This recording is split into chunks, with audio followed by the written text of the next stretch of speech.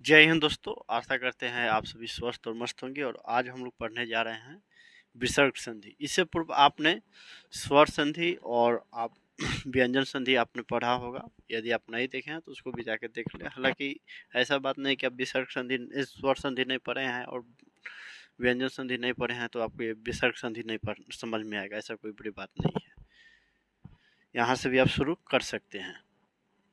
चलिए हम लोग समझने का प्रयत्न करेंगे कि विसर्ग संधि किसे कहते हैं और विसर्ग संधि का क्या नियम है, उसको हम लोग कैसे परिवर्तित करते हैं। एक एक वर्ण का किस तरह से परिवर्तित हो रहा है। पंचम वर्ग का देखिए क्या प्रथम और पंचम वर्ग में परिवर्तन हो जा रहा है, तो कुछ विसर्ग विलुप्त हो जा रहे हैं। उसको हम लोग आइए देखते हैं और समझने का प्रयत्न करें। ध्यान थोड़ा सा भैया केंद्रित कीजिएगा। विसर्ग संधि, जब विसर्ग का मेल किसी स्वर वर्ण या व्यंजन वर्ण के साथ होकर जो विकार उत्पन्न हो उसे विसर्ग संधि कहते हैं। ऐसा नहीं है कि देखिए विसर्ग के साथ भी विसर्ग प्लस स्वर मिल गया तो भी आपको क्या होगा भैया, विसर्ग संधि। वही रहे आपका विसर्ग जोड़ व्यंजन रहे तो वहां पर भी जो विकार उत्पन्न होगा विसर्गे होगा, या स्वर प्लस विजन ये होगा स्वर जोड़ विसर्ग, उसका भी विसर्ग होगा। इसमें कोई आपत्ति मतलब कि क्या बोलते हैं, इसमें ऐसा नहीं है कि भैया ऐसे ना ऐसे होगा। विसर्ग संधि होता है। नियम क्या कह रहा है, जब विसर्ग का मेल किसी स्वर वर्ण या व्यंजन वर्ण के साथ होकर जो विकार उत्पन्न हो उसे विसर्ग संधि कहते हैं। जैसे निह जोड़ फल निष्फल, या प्रातः जोड़ काल। प्रातः काल जो लोग किसी को बोलते हैं ना, प्रातः काल, प्रातः काल जैसे का तैसे रह जाता है। इसमें कोई विसर्ग नहीं विलुप्त होता है, कहीं कहीं विलुप्त हो जाता है, कहीं कहीं विलुप्त नहीं होता है। तो इसमें कुछ नियम है। जैसे यदि विसर्ग के बाद च छ हो तो विसर्ग का तलाब स, त ठ हो तो मूर्धन स, और त थ हो तो दंश स हो जाता है। जैसे परिवर्तन इसमें देखिए क्या हो रहा है भैया, विसर्ग प्लस च या छ हो तो तलाब स, विसर्ग हो ट या ठ हो तो उसमें मूर्धन स, और ग ग नहीं ग ग ये हाँ विसर्ग जोड़ त या थ रहे तो दंते स। जैसे निह जोड़ चय निश्चय, निह जोड़ फल निष्फल, निह जोड़ फल निष्फल हो गया, निष्फल निष्फल निष्फल फल फल फल, ये वाला भी दूसरा का उदाहरण हो जाएगा, इसमें नहीं हो जाएगा तो लगेगा भाई गलत गलत गलत गलत। निष्फल प फ, निष्फल से दूसरा का नियम कर रहा है। देखिए तो यहाँ पर क्या है, विसर्ग के बाद च है ना, च या छ में तो क्या हो जा रहा है, यहाँ पर तालाब से हो जा रहा है। हलंत है तो आधा होगा, हलंत यहीं पर देखिएगा, पूरा नहीं हलंत हो रहा है। यही देखिए धनु जो टंकार, धनु विसर्ग है, टंकार तो यहाँ विसर्ग प्लस टंकार तो क्या हो गया, मूर्धन्य हलंत है तो टंकार, दो जो थकार क्या हो जाएगा, तक था है तो तालाब सा दंत सा हो जाएगा, थकार। दूसरा नियम क्या कह रहा है भैया, यदि विसर्ग के पहले इकार या उकार आए और विसर्ग के बाद का वर्ण क ख प फ हो तो विसर्ग का मूर्धन्य हो जाता है, हलंत। जैसे निह जोड़ फल निष्फल, सभी हम बता रहे थे ना, निष्फल ये होगा। क्या हो रहा है भैया, विसर्ग है अब फ है तो फ है तो क्या कर रहा है नियम, यदि विसर्ग के पहले इकार या उकार, निकार ई उ हम लोग पढ़ते थे ना, ई की मात्रा, उ की मात्रा, आ की मात्रा, री की मात्रा वाले शब्द लिखे, उसी प्रकार ये हो गए। क ख या प फ हो तो विसर्ग का मूर्धन्य हो जाता है, हलंत निष्फल, दो जोड़ दुष्कर विसर्ग है, क है, क या नी विसर्ग के बाद क है, तो यहाँ पर भी वो निष्कारण। तो मैं समझता हूँ विसर्ग संधि यहाँ तक आपको समझ में आए होंगे, और इससे संबंधित और कुछ नियम है तो उसको भी आप लोग लिख ले और समझने का प्रयत्न करें। और एक और बात, आप लोग क्वेश्चन जो है ना, प्रीवियस ईयर का क्वेश्चन आप लोग बनाते रहे, ताकि आपको पता चलेगा किस तरह से प्रश्न पूछे जा रहे हैं और नहीं जा रहे हैं। क्योंकि आपको अपनी परीक्षा है, ये कोई इंस्टीट्यूट और कोई कोचिंग वाला नहीं है, और नहीं है कि भाई आपको सब बताया जाएगा। आप स्वाध्याय जितना हो रिवीजन करें, वही आपके लिए वही आपके लिए मतलब क्या बोलते हैं, वे सार्थक होगा। अदरवाइज आपको लगेगा भाई क्या ही है, 10 वीडियो देखिए, 3 वीडियो देखिए, 40 वीडियो देखिए, कितना भी वीडियो देखिए, लेकिन आपको तो आप ही को द्वारा परीक्षा संपन्न होगा, किसी के द्वारा नहीं। तो ये इसको स्क्रीनशॉट ले ले, कहीं लिखते हैं तो लिख ले, अपना जैसे सहूलियत हो। देखिए दोस्तों, कुछ और नियम है, 2 नियम और रह जाएंगे, समझे। 7 नियम है तो 7 में 5 ही आया है, थोड़ा सा बड़ा नियम हो जा रहा था। तो फिर यहाँ पर हम नियम लिखते, फिर इसके बाद समझाने में थोड़ा सा लगता है भाई कि क्या है, तो थोड़ा सा समय है लगेगा, लेकिन उसको समझा जाए। 1 सेकेंड, चलिए।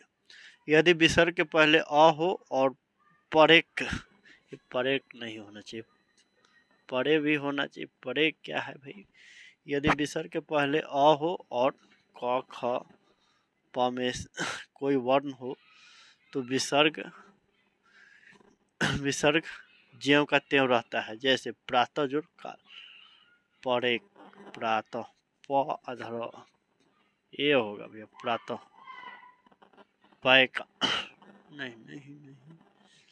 यदि विसर्ग के पहले अ हो और क ख प फ में कोई वर्ण हो तो विसर्ग ज्यों का त्यों रहता है। जैसे प्रातः जोड़ काल, ये इसका तो मैं लिखबे नहीं किया, प्रातः काल, और पै जोड़ पान, पाए पान।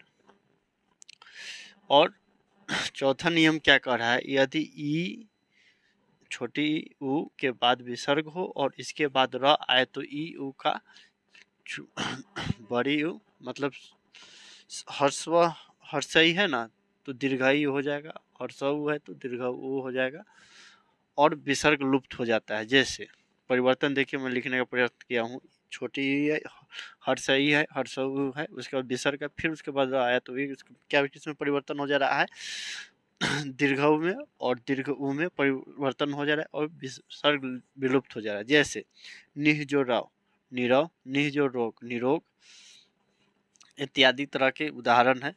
5वां देखिए, यदि विसर्ग के पहले अ और आ यदि विसर्ग के पहले अ और आ को छोड़कर कोई दूसरा स्वर आए तो अ और आ को छोड़कर कोई दूसरा स्वर आए और विसर्ग के बाद कोई स्वर हो या किसी वर्ग के का तृतीय, चतुर्थ या पंचम वर्ण हो या वह हो तो विसर्ग के स्थान पर र हलंत हो जाता है। थोड़ा सा यहाँ पर लिख रहा है, क्या बोला जा रहा है, बोला जा रहा है कि अ और आ को छोड़कर कोई दूसरा स्वर आए और विसर्ग के बाद स्वर हो या किसी वर्ग का तृतीय, चतुर्थ और पंचम वर्ण हो तो यार और लव हुआ में सर, तो विसर्ग के स्थान पर र हो जाता है।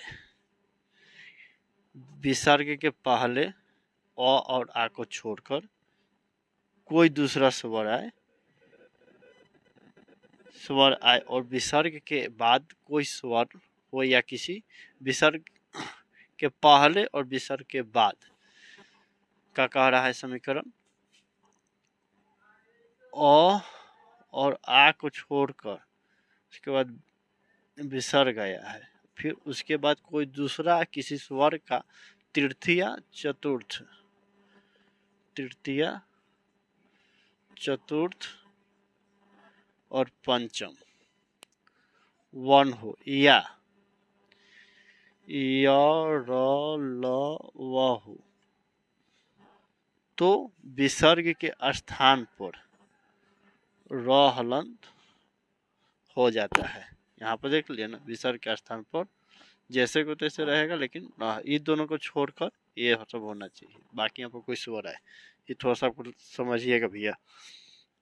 जैसे निर्जुपाय निरूपाय, दू जोड़ गंध दुर्गंध, दू जोड़ आत्मा दुरात्मा, नि जोड़ मल निर्मल, नीर जोड़ झर निर्झल, ये हो गया एक जगह भैया नि जोड़ गुण, नि जोड़ गुण तो निर्गुण हो जाएगा, निर्जल जल निर्जल हो जाएगा,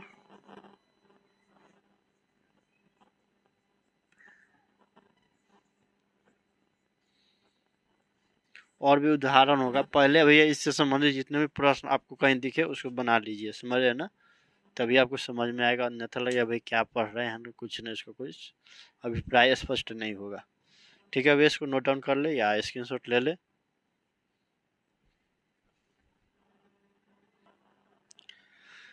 देखिए दोस्तों, विसर्ग संधि का ये छठा नियम है, बिल्कुल गुण संधि जो था ना उससे मिलते जुलते है। स्वर संधि में आप लोग पढ़े थे, गुण संधि उसे मिलते जुलते हैं, केवल इसमें विसर्ग आ गया है।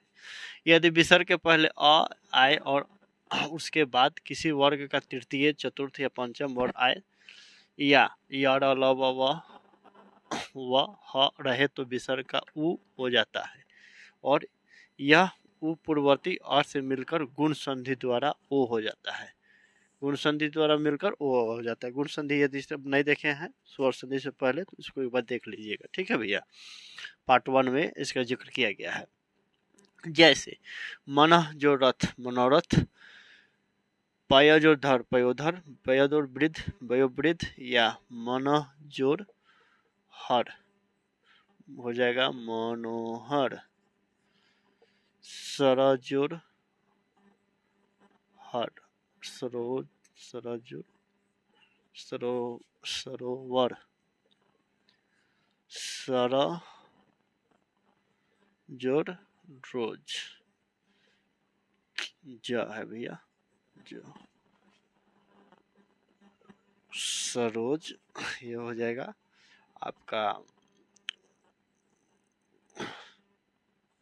यशोदोड़ दा यशोदा।